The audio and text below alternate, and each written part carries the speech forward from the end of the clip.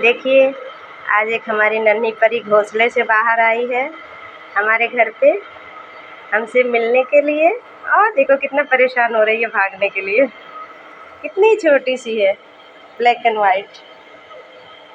सीधा घर में आई है उड़ के बाहर से मुझसे मिलने के लिए। मैं जा रही हूँ इसको लेके, नन्ही परी को इसके घोंसले में रखूँगी, इसकी मम्मा से मिलाऊंगी।